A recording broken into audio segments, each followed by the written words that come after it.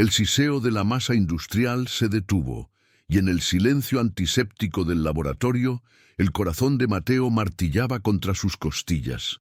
Un hilo azul profundo, casi morado, se arremolinaba dentro del tanque de mezcla de acero inoxidable, una veta de vida contaminando la pureza estéril de la pasta blanca. Fue un error de un segundo, un frasco equivocado, un momento de agotamiento. Acababa de verter su preciado iniciador de masa madre de maíz, azul criollo, el alma de su pasión secreta, en el lote de prueba del nuevo y ultraprocesado snack de la compañía. Había cometido el pecado capital en el templo de la comida industrial. Estaba despedido. Era el final. Lo que no podía saber en ese instante de pánico puro era que no había contaminado la mezcla. La había bautizado. Acababa de cometer el error de $1 millón que lo llevaría desde el fondo de la jerarquía corporativa hasta la cima. Si alguna vez has sentido que lo que eres, tu pasión más profunda, no encaja en el mundo que te rodea, si te han dicho que tus sueños son imprácticos o que tus orígenes son una desventaja, entonces esta historia es para ti. Es un testimonio de que las cualidades que el mundo a menudo descarta, la tradición, la autenticidad, la terquedad, son en realidad superpoderes ocultos. Sigue viendo para descubrir cómo Mateo, un hombre sin dinero, sin estudios universitarios y sin el apoyo de su familia, utilizó un desastre culinario y una voluntad inquebrantable para construir un imperio alimentario, demostrando que a veces el ingrediente más revolucionario es aquel que te dijeron que debías olvidar. Esta es una fábula sobre el triunfo del alma sobre el sistema. Para comprender la magnitud del error de Mateo, debemos adentrarnos en el mundo de Alimentos Globales S.A., DCV, un coloso de la industria alimentaria. Sus oficinas corporativas en Monterrey eran una catedral de vidrio y acero, un monumento a la eficiencia y la estandarización. Por dentro, los laboratorios de 1900 desarrollo de productos parecían más una sala de operaciones que una cocina. Todo era blanco, estéril, medido al microgramo. El aire olía a desinfectante y a los extraños aromas de los saborizantes químicos. En este mundo, la comida no era cultura ni placer. Era un problema de ingeniería que debía ser resuelto. El objetivo no era la nutrición, sino la vida útil. No era el sabor, sino la palatabilidad reproducible en masa. La naturaleza era un inconveniente que debía ser procesado hasta la sumisión. El arquitecto de esta filosofía era el director general, el señor Durán, un hombre que se había hecho a sí mismo, ascendiendo desde abajo, y que en el proceso había desarrollado un profundo desprecio por todo lo que consideraba primitivo o ineficiente, incluyendo sus propias raíces humildes. Durán creía que el futuro de la alimentación era sintético. Se enorgullecía de crear productos con una lista de ingredientes que parecían un manual de química, diseñados para ser baratos, adictivos y tener una vida útil de una década. Consideraba a los agricultores, a los cocineros tradicionales y a los artesanos como reliquias de un pasado sentimental que debían ser reemplazadas por la precisión de la ciencia industrial. Su desdén por lo natural era casi una religión. La crueldad de su visión se manifestaba en pequeñas tiranías diarias. Un día, durante una degustación de un nuevo prototipo de sopa instantánea, una joven química de alimentos sugirió tímidamente que un toque de cilantro fresco podría mejorar el perfil de sabor. Durán detuvo la degustación. Con una calma aterradora, tomó el pequeño manojo de cilantro, lo arrojó a la basura y dijo: «El cilantro se pudre, el cilantro es inconsistente, el saborizante artificial de cilantro número 7 es eterno y perfecto. En esta empresa no vendemos plantas muertas, vendemos certeza científica». La humillación fue tan profunda que la química renunció esa misma tarde. El mensaje para todos fue claro. La autenticidad era una debilidad, una impureza que debía ser eliminada. En el escalón más bajo de este imperio de la certeza se encontraba Mateo. Su puesto oficial era asistente de laboratorio nivel 1. No tenía un título en química de alimentos. De hecho, no tenía ningún título universitario. Había conseguido el trabajo gracias a su meticulosa atención al detalle y a su disposición para realizar las tareas que nadie más quería. Limpiar los tanques de mezcla, calibrar los sensores, pesar interminables polvos blancos. Provenía de un pequeño pueblo en Oaxaca, y su familia, que había trabajado la tierra durante generaciones, veía su trabajo en la gran ciudad como una traición, una forma de unirse al enemigo que estaba destruyendo su forma de vida.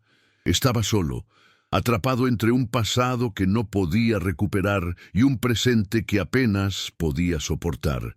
El único santuario de Mateo, su acto de rebelión silenciosa, era un pequeño refrigerador en su diminuto apartamento. Allí, en un frasco de vidrio, cultivaba su tesoro más preciado, una masa madre, un iniciador de fermentación hecho no de trigo, sino de maíz azul criollo. Era una herencia de su abuela, una cepa de levaduras y bacterias salvajes que su familia había mantenido viva durante más de un siglo. Para Mateo, esa masa madre era más que un simple ingrediente, era una conexión tangible con su tierra, con su historia. El aroma terroso y ligeramente ácido que emanaba del frasco era el olor de su hogar, un antídoto contra la esterilidad química de su vida diaria. El proyecto que lo llevó al borde del abismo fue la obsesión personal de Durán, el Nutri Snack 5000. Se suponía que sería el snack definitivo, barato de producir, con una vida útil de 5 años y diseñado con un punto de éxtasis, de sal, grasa y saborizantes artificiales que lo hiciera irresistible.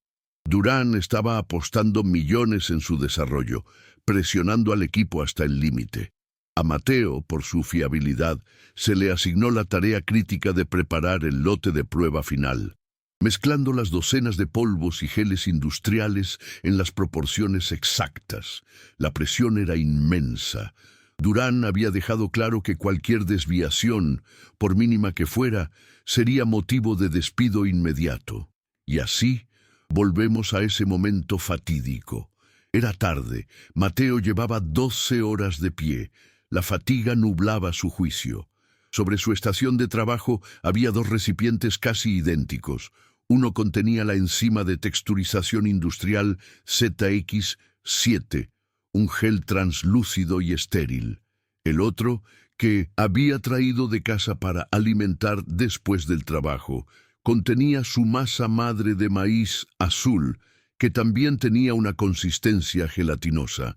En un lapso de concentración de una fracción de segundo, su mano, actuando por memoria muscular, agarró el frasco equivocado, vertió el contenido en el tanque de mezcla. El color azul profundo floreciendo en la pasta blanca fue el grito visual que lo despertó a su error catastrófico. El pánico lo inundó, una ola de frío que le robó el aliento. Su primer instinto fue detener la máquina y confesarlo todo, pero la imagen del rostro de Durán, frío y despiadado, lo paralizó. Recordó la historia de la química del cilantro, sabía que no habría clemencia, sería despedido, humillado y probablemente puesto en una lista negra en la industria. El miedo, más poderoso que la honestidad en ese instante, lo empujó hacia una decisión desesperada: el encubrimiento.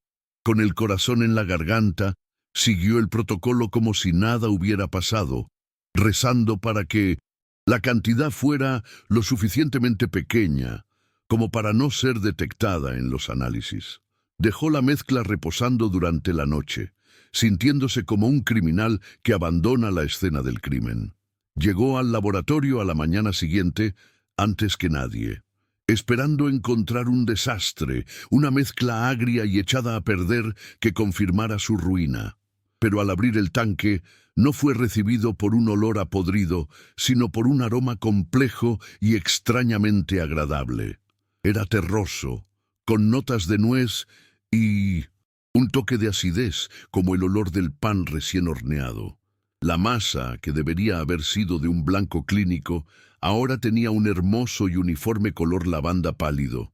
No parecía contaminada, parecía transformada. La curiosidad, la emoción más antigua y poderosa de la humanidad, comenzó a luchar contra su miedo, susurrándole que algo inesperado y extraordinario había sucedido en la oscuridad. Movido por un impulso que ya no podía controlar, desafió todas las reglas. Tomó una pequeña muestra de la masa y la llevó a uno de los hornos de prueba.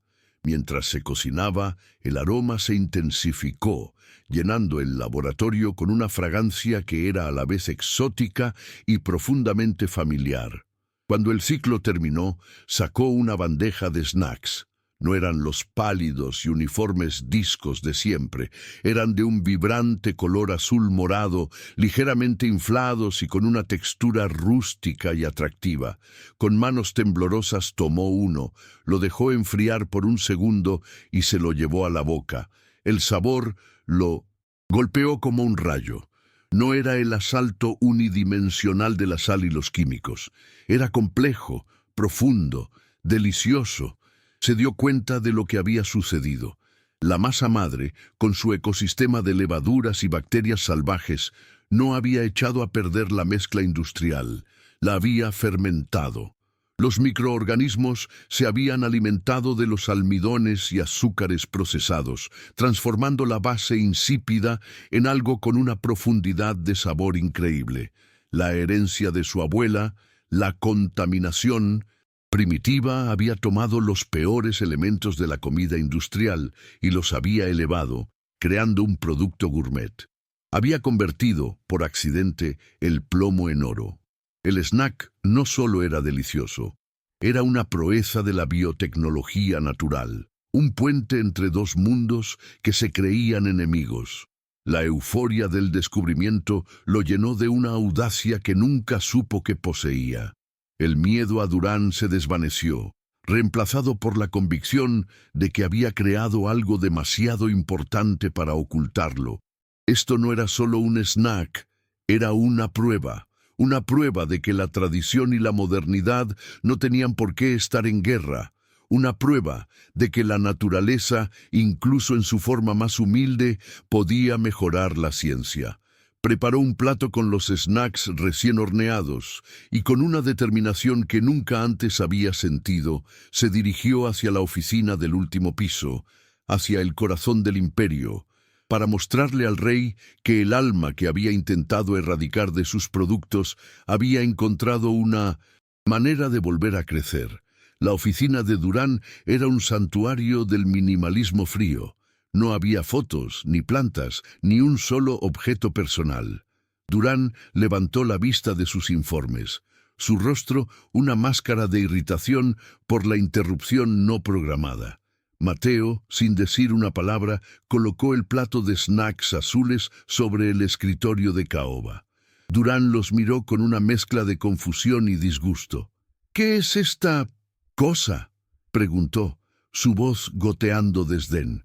Mateo finalmente encontró su voz, de un asistente de laboratorio asustado, sino la de un creador. «Es el Nutri Snack 5000», dijo. «Pero es mejor. Cometí un error, señor, y creo que es el mejor error que esta empresa ha cometido».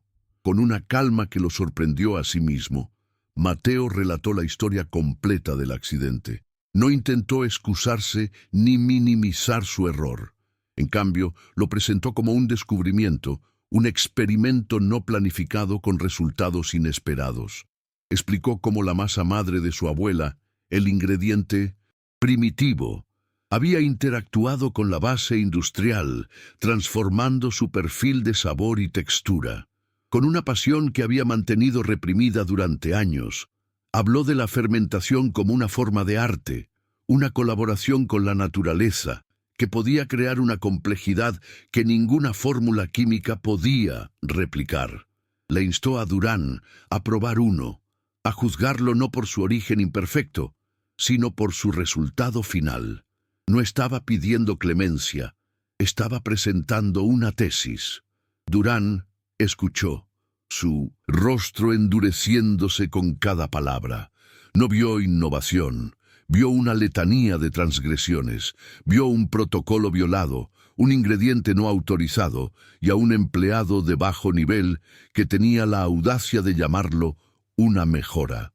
La idea de que algo tan sucio y anticientífico como una masa madre salvaje pudiera mejorar su creación perfectamente diseñada era un insulto a su visión del mundo. Para él, la comida era control, y Mateo había introducido el caos. Se negó a probar el snack. Con un gesto de desdén, empujó el plato lejos de él, como si estuviera contaminado. La brecha entre sus dos mundos era demasiado grande para ser cruzada. La voz de Durán, cuando finalmente habló, era peligrosamente tranquila. Dijo, así que no solo ha admitido haber arruinado un lote de prueba de miles de pesos, sino que ahora tiene la arrogancia de presentar esta contaminación rústica como un logro. Se da cuenta de lo que ha hecho. Ha profanado el entorno más controlado de esta empresa con un agente biológico desconocido. Se levantó, su alta figura proyectando una sombra sobre Mateo. Usted no representa el futuro de la alimentación.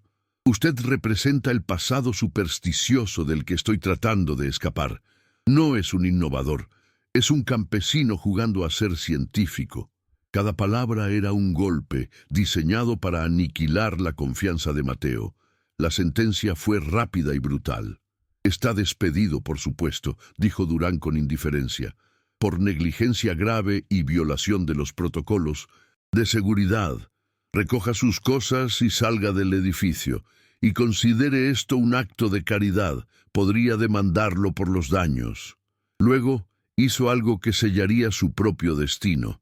Tomó uno de los snacks azules, no para comerlo, sino para examinarlo con desprecio.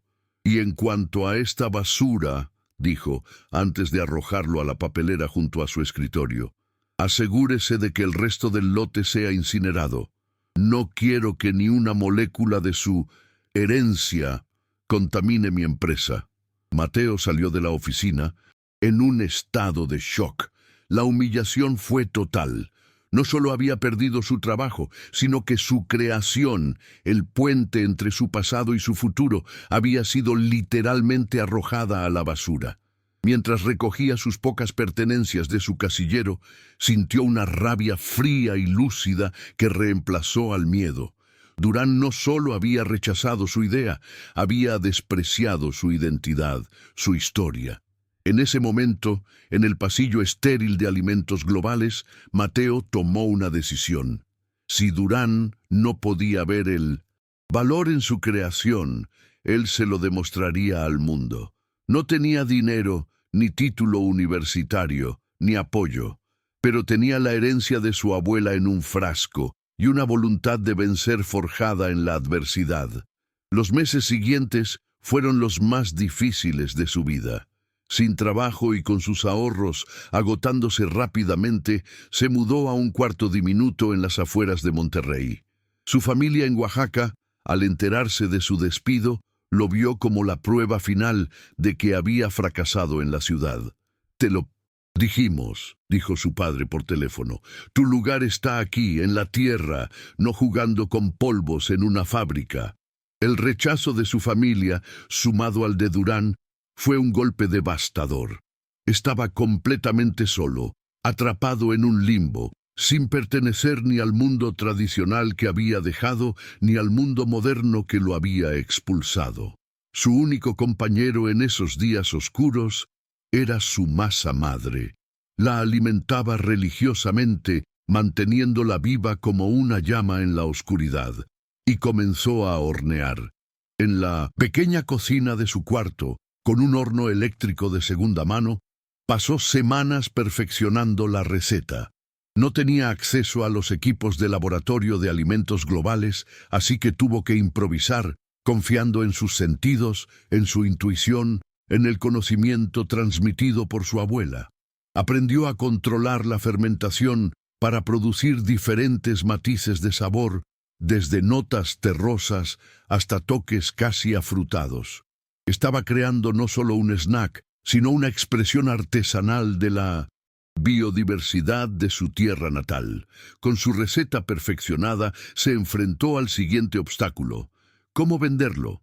No tenía dinero para empaques, ni para marketing, ni para pagar las tarifas de los supermercados, así que empezó desde el peldaño más bajo posible.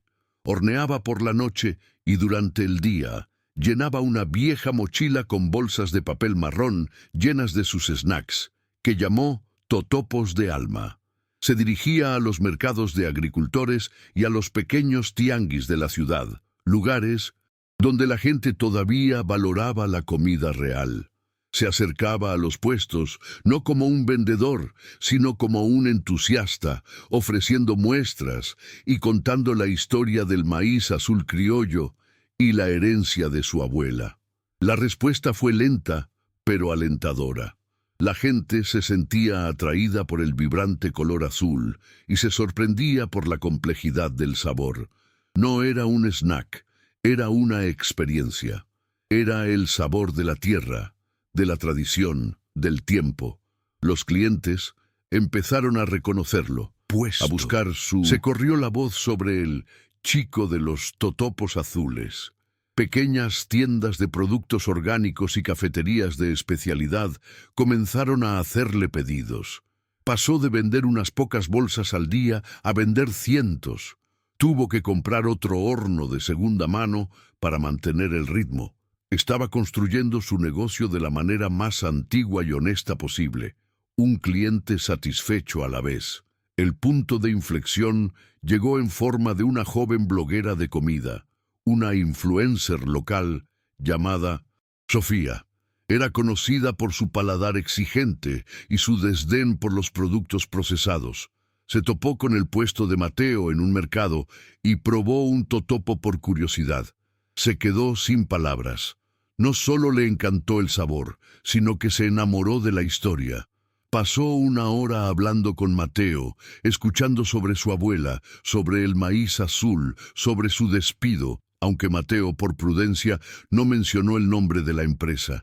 Esa noche, Sofía escribió una publicación de blog apasionada titulada «Cómo un totopo azul me devolvió la fe en la comida mexicana». La publicación se volvió viral. De repente, Totopos de Alma estaba en boca de todos en la escena gastronómica de Monterrey. Las tiendas gourmet más exclusivas de la ciudad comenzaron a llamar. Chefs de renombre querían usar sus totopos en sus restaurantes. Mateo estaba abrumado. Su producción artesanal ya no era suficiente para satisfacer la demanda. Se enfrentaba a un buen problema: el éxito. Pero con el éxito llegaron nuevos desafíos. Necesitaba escalar, y para escalar necesitaba capital, y él, el hombre sin título y sin conexiones, tenía que encontrar una manera de entrar en el mundo de las finanzas. Armado con el artículo viral de Sofía y una confianza recién descubierta, se preparó para la tarea más aterradora de todas: buscar inversionistas. Se puso su única camisa decente y fue de banco en banco, de oficina en oficina. La mayoría de las veces ni siquiera pasaba de la recepcionista. Los pocos banqueros que aceptaron reunirse con él miraron sus proyecciones de ventas escritas a mano y sonrieron con condescendencia. «Un snack de maíz azul. Es un nicho, muchacho. Lindo, pero un nicho», le dijo uno. Fue un recordatorio brutal de que el mundo de los negocios, al igual que el laboratorio de Durán, a menudo valora las credenciales por encima de la sustancia. Justo cuando estaba a punto de rendirse, una de las dueñas de una tienda gourmet que vendía sus productos le dio un consejo. Le habló de un programa de Inversión Ángel, dirigido por una legendaria empresaria llamada Isabel Garza, una mujer que había construido su propio imperio de alimentos orgánicos desde cero y que ahora se dedicaba a financiar a la próxima generación de emprendedores. A ella no le importan tus títulos, le dijo la dueña de la tienda, le importa tu pasión y tu historia. Era su última oportunidad, una posibilidad remota de encontrar a alguien que entendiera que lo que vendía no era solo un snack, sino un alma. La reunión con Isabel Garza fue diferente a todas las demás. No se celebró en una oficina fría, sino en la cocina de prueba de su empresa, rodeada de los olores de especias y hierbas frescas. Isabel, una mujer de unos 60 años, con una energía que desmentía su edad, no le pidió a Mateo que le mostrara una presentación de PowerPoint, le pidió que cocinara para ella. Mientras Mateo preparaba una nueva tanda de sus totopos, le contó toda su historia, sin omitir el doloroso despido ni el rechazo de su familia. Isabel escuchó en silencio, observando no solo sus manos, sino sus ojos, la pasión y la honestidad que ardían en ellos. Cuando los totopos salieron del horno, Isabel tomó uno, lo examinó, lo olió y finalmente le dio un mordisco. Masticó lentamente, sus ojos cerrados en concentración. Mateo contuvo la respiración. El futuro de su empresa dependía de ese bocado. Después de lo que pareció una eternidad, Isabel abrió los ojos. No dijo delicioso o interesante. Dijo algo que cambió de Mateo para siempre. Dijo, esto no es un snack. Es una declaración de guerra contra todo lo que está mal en la industria alimentaria. Y quiero estar en la primera línea de esa guerra contigo. En Isabel, Mateo no solo había encontrado una inversionista, había encontrado una mentora, una aliada, una general para su revolución. La inversión de Isabel Garza no fue solo un cheque, fue un cohete propulsor.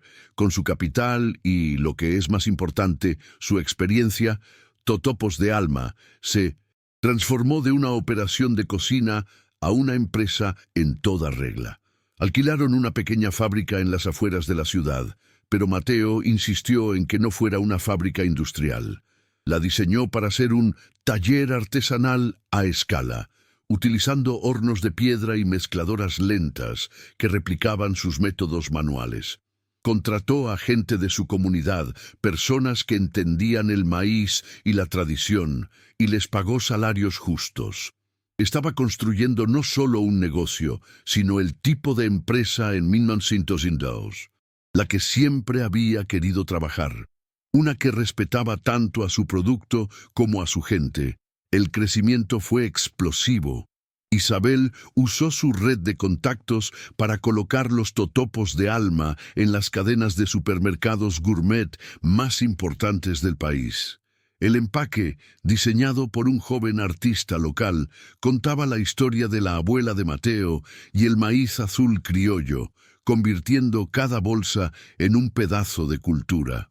La autenticidad de la marca resonó profundamente en un público cada vez más cansado de los productos ultraprocesados.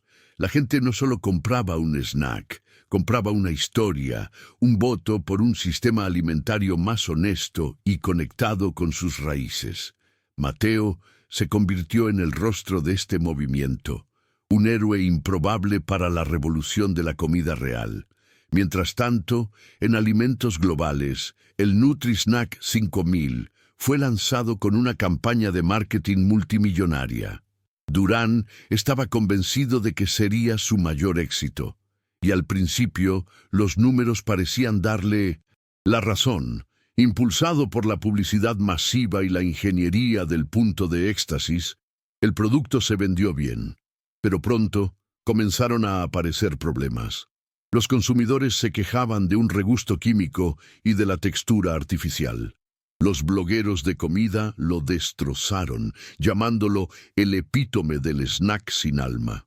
Y lo peor de todo, en el mercado, a menudo se encontraba en el mismo pasillo que los vibrantes totopos de Alma, y la comparación era devastadora. La competencia directa Inesperada enfureció a Durán. Se obsesionó con el éxito de Mateo, viéndolo como una afrenta personal. No podía entender cómo un producto primitivo, sin la ventaja de su ciencia multimillonaria, podía estar ganando los corazones y las mentes de los consumidores. En una reunión de la Junta, desestimó a Totopos de Alma como una moda hipster que pronto se desvanecería. Ordenó a su equipo de I+D que creara una versión de imitación, un snack de maíz azul artesanal propio. Fue un movimiento cínico, un intento de apropiarse de la autenticidad que él mismo había despreciado y arrojado a la basura. El lanzamiento del maíz imperial azul de Alimentos Globales fue un desastre de relaciones públicas. Los consumidores y la prensa vieron inmediatamente la imitación por lo que era. La lista de ingredientes, llena de saborizantes artificiales y colorantes, era una parodia del producto de Mateo. La bloguera Sofía escribió un artículo de seguimiento mordaz, comparando los dos productos lado a lado, que tituló El alma y el simulacro. El producto de imitación se convirtió en un símbolo de la desconexión de la gran industria, y las ventas fueron tan pobres que fue retirado de los estantes en menos de 6 meses. Un fracaso costoso y humillante para Durán.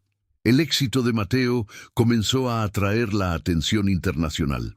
Un distribuidor de alimentos orgánicos de Estados Unidos, al descubrir sus totopos en un viaje a México, le ofreció un contrato de distribución exclusivo para el mercado estadounidense. Fue una oportunidad que cambiaría el juego, pero también presentaba un desafío masivo. Para cumplir con la demanda, necesitarían expandir su producción drásticamente, arriesgándose a perder la calidad artesanal que era el corazón de su marca. Mateo pasó semanas en vela luchando con la decisión, temeroso de convertirse en el tipo de empresa que había jurado combatir. Fue Isabel Garza quien le mostró el camino. Le dijo: «No tienes que crecer más grande, Mateo. Tienes que crecer más profundo». Le sugirió un modelo radical. En lugar de construir una mega fábrica, crearían una red de pequeños talleres en diferentes regiones, cada uno trabajando con agricultores locales de maíz criollo de esa área. Cada región produciría un totopo con un sabor y una historia únicos, celebrando la biodiversidad de México en lugar de homogeneizarla. Sería una pesadilla logística, pero sería fiel a su misión. Mateo abrazó la idea con todo su corazón. Era una forma de escalar sin vender su alma. La expansión en Estados Unidos fue un éxito rotundo. Los consumidores estadounidenses, ávidos de productos auténticos y con una historia, se enamoraron de los totopos de Alma. La marca se convirtió en un éxito de culto, celebrada en revistas de comida y programas de televisión.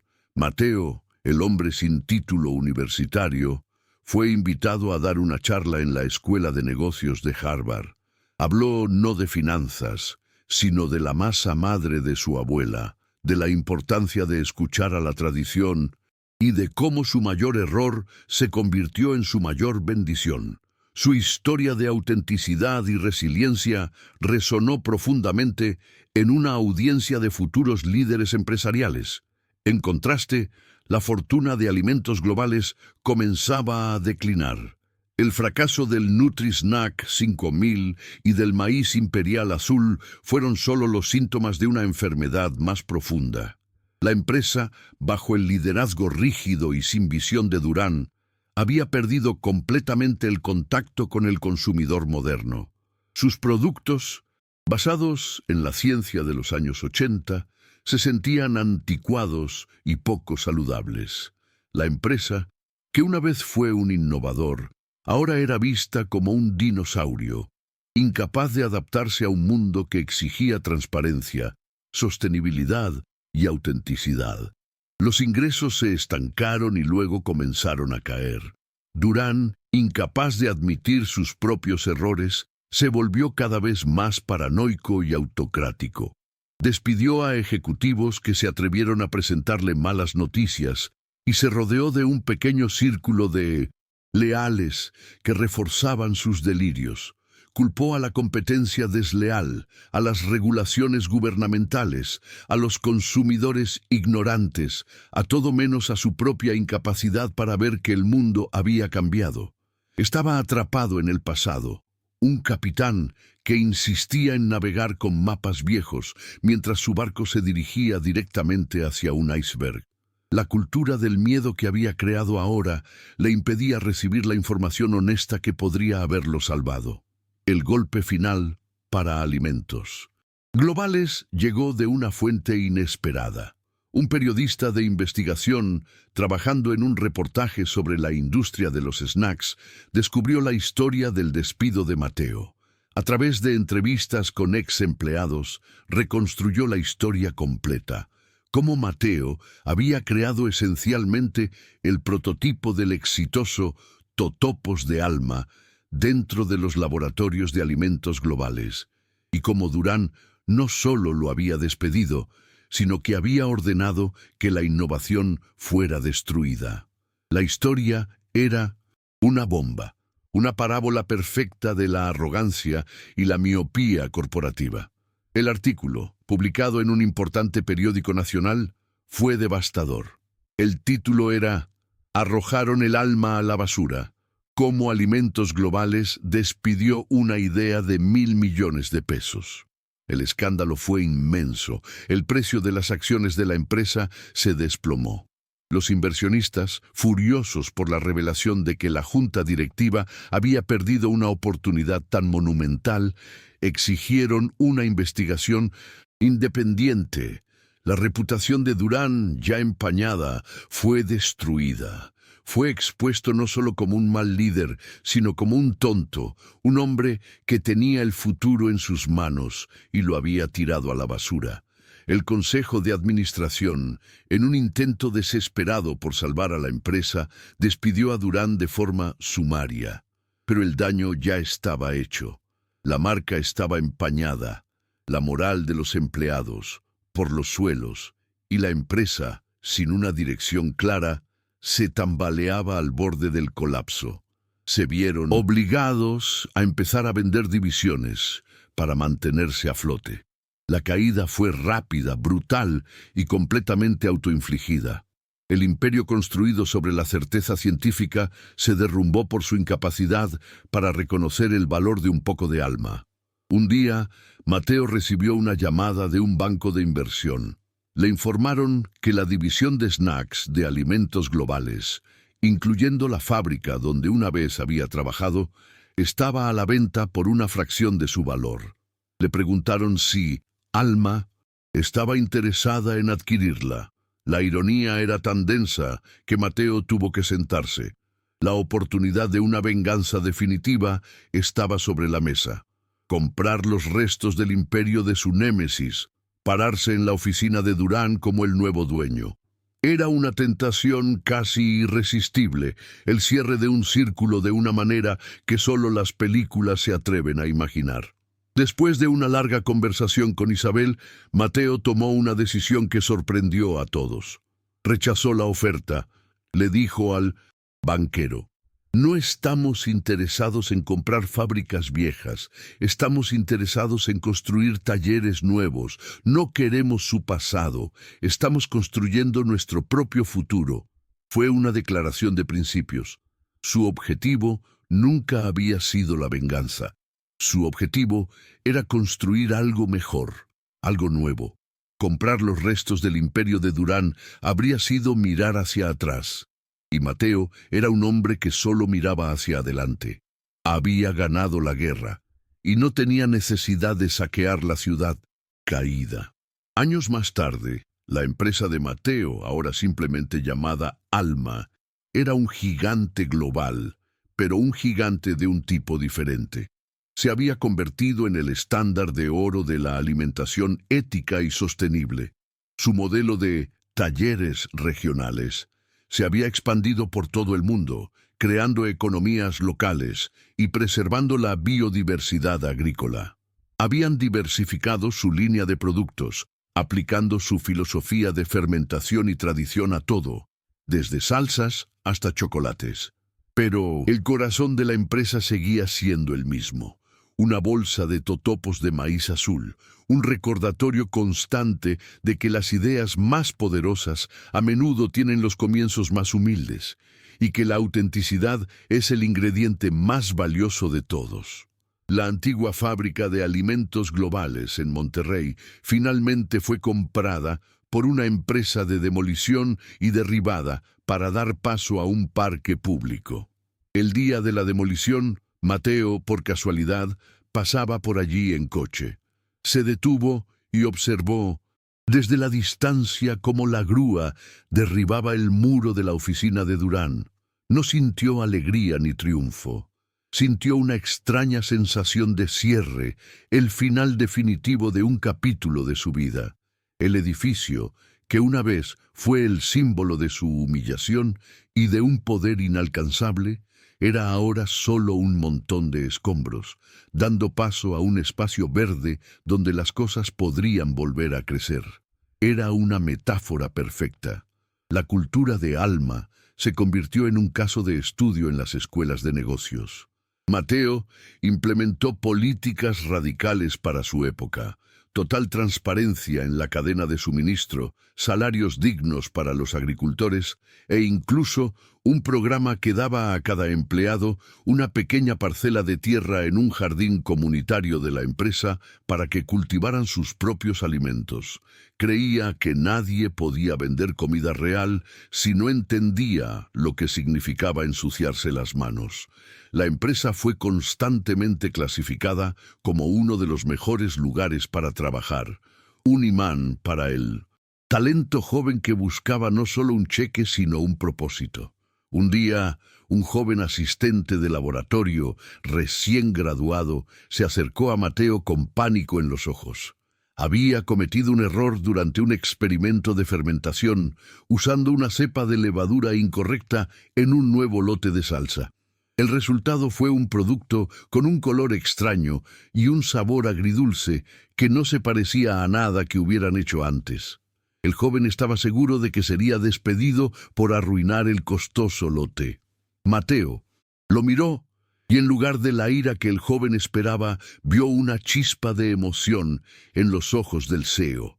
Tomó una cuchara, probó la salsa y su rostro se iluminó. «Esto no es un error», dijo. «Es el comienzo de nuestra nueva línea de vinagres». Durán, por su parte, desapareció del mundo corporativo. Los rumores decían que había perdido gran parte de su fortuna en malas inversiones después de su despido. Años después, un periodista lo encontró regentando un pequeño y anónimo café en una ciudad costera.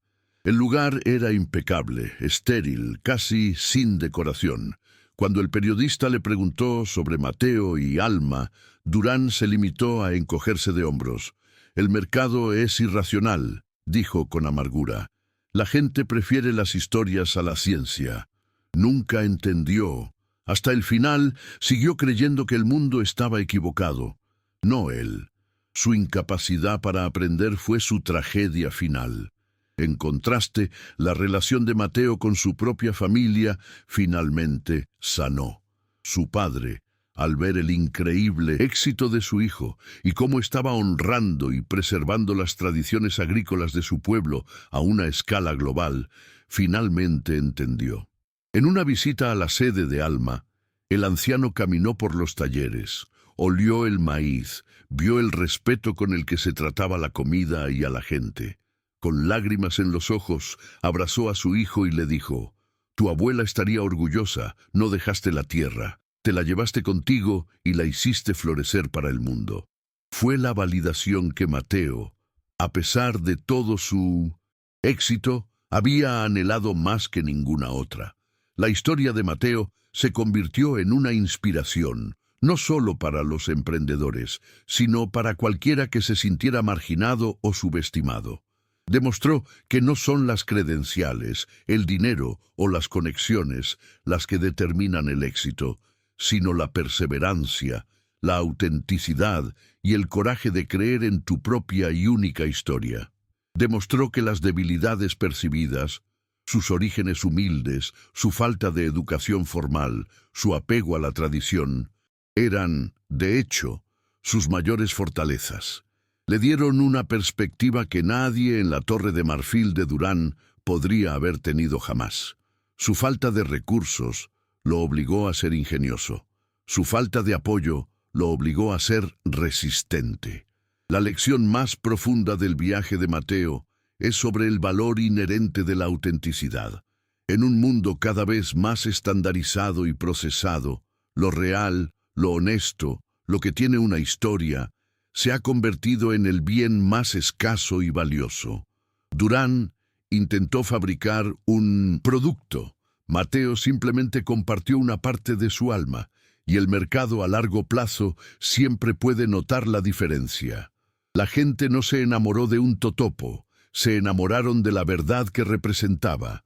Se enamoraron de la idea de que la comida, y por extensión la vida, debería tener alma, debería tener raíces, debería tener una historia que valga la pena contar.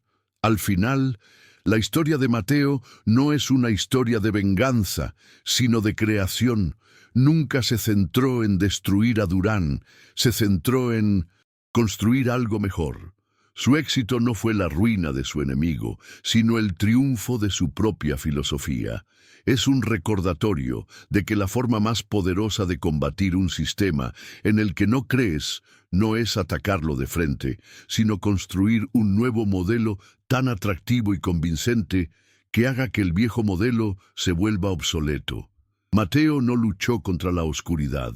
Simplemente encendió una luz tan brillante que la oscuridad no tuvo más remedio que retroceder. Si esta historia ha encendido una chispa en ti o te ha recordado un momento en que un error te llevó a un lugar inesperado, compártelo en los comentarios. Nos encantaría escuchar tus propias historias de serendipia. Cada gran viaje comienza con un solo paso, a menudo en la dirección equivocada. No olvides darle a me gusta, suscribirte y activar la campanita para no perderte más historias que celebran el indomable espíritu de la innovación y el poder transformador de ver el mundo no como es, sino como podría ser. Porque a veces la herencia más valiosa no es el dinero, sino una receta, una historia y la voluntad inquebrantable de compartirla.